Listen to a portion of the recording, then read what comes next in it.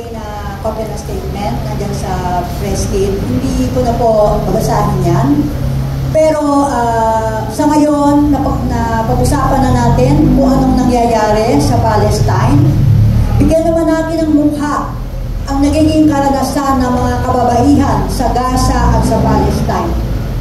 Sa lahat ng nakikinig ngayon, kung hindi ka man babae, kayo ay lalaki, pwedeng meron kayong girlfriend, asawa, anak na babae, kung wala man, siguradong meron kayong ina.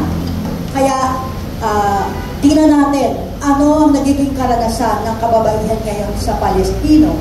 Sila yung mga nanay, sila yung mga anak na nakakaranas ng gutom, displacement, paulit-ulit na lumilipat mula sa kanilang tinitirhan. Nasa tent na sila, nabobomba pa rin. No? Kaya hanggang 8 beses, lumipat na sila mula ng October 7. Ano ngayon ang implikasyon nito sa mga kababaihang Palestino? Maraming napipilitan ng uminom ng mga pills na pampatigil ng regla. Bakit? Bakit na sila natatakot magkaroon ng menstruation na napaka-natural sa isang babae? Natatakot sila mag-menstruation dahil walang tubig, walang CR, no? Pipila ka pa ng maraming beses para lamang makagamit ng CR. At kung ikaw ay mabuntis, ang mga kababaihang buntis, manganganak sa Gaza, sa Palestine, hindi na sa ospital nanganganak, sa mga guho na lamang, pagkat pati mga ospital binobomba. Kaya ang nangyayari, yung mga buntis, maraming nakukunan, o kaya ay nanganganak nang wala sa panahon. Kung manganganak naman ang cesarean, ganun din, o operahan sa buho, kulang ang medisina, kulang sa mga doktor, at walang proteksyon. Kung gano'n ang kalagayan ng kababaihan ng Palestine, ano ang kanilang hinaharap? Nakikita natin dito yung ibig sabihin ng genocide, inuubos ang lahi.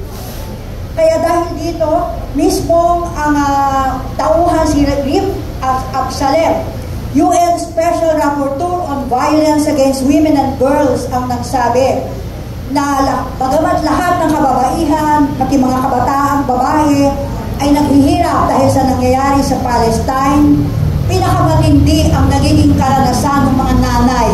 Pagkat sila yung mga namamatayan ng anak, nasasaksihan nila na yung kanilang mga anak ay nasusugatan, nagkakaroon ng matinding mga sugat, at ang iba hindi na nila makita, nawawala na. Samantalang, ito pa, pinag-uusapan natin na hindi na sinusunod ng Israel yung mga patakarang pandaigdigan.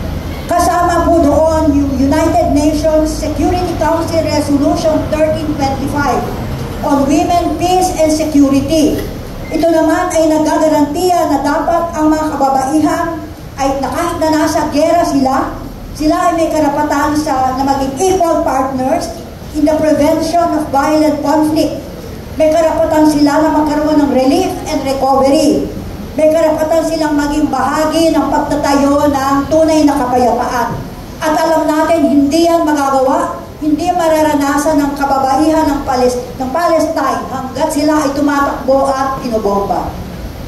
Kung ganun po, para sa mga naririto, para sa mga nakakarinig at makakabasa kung sakali ng anumang ating mga statements tungkol sa panawagan natin, itigil ang pambobomba, magkaroon ng kagyat na ceasefire, stop the genocide in Gaza and Palestine.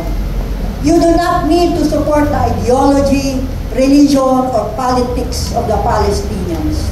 You just need to be human. Maraming salamat. Maraming salamat.